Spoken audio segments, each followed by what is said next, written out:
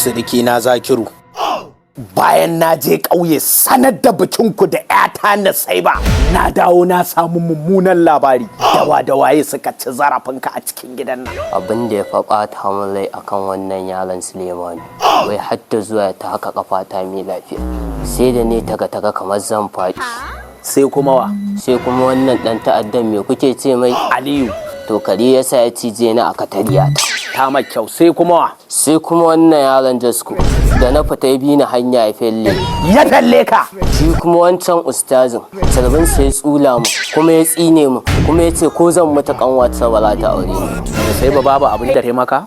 Ba abin da taimaka. Kawai dai ta ce ko zan mutu ba za ta aure ni ba, amma ba komai na yafe mata, na san duk a cikin su. Umaru fa? Ha, ba abin da zan ce da Umaru sai godiya, saboda shi ne wakilinka a cikin gidan nan. Allah ya maka albarka Umaru. Kawu bil'adama na fyalle shi sa'a ma da ban karya ɗayan mai kyan ba. Ai bakin munafiki rufan baki kar in sa ɗana Umaru da mun kasa da kai a gidan. Kai Jasko, idan baka fita a ido na ba, idan bayana karya ma wuya a gidan nan ba, shege nake. Umaruru na fa gaya ma ba fa aslafa bane ba, amma tunda ka ji in ba sai nayi ma wuta a gidan nan ba, shege nake. Na rantse da Allah Kawu bil'adama kiris nake jira, idan ba sai na haɗa kansa da garin can ba, shege nake. Kut ta ka faɗa in ba sai na sabauta ka ba, shege nake. Kai bil'adama tunda ka sake ka sa hannunka a jikin yaron nan Sulemanu, yau sai na gwada maka ainihin tsageranci.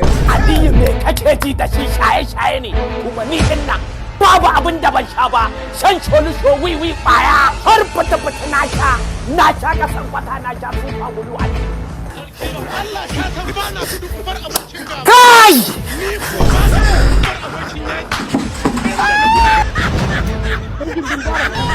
Lafa ɗana.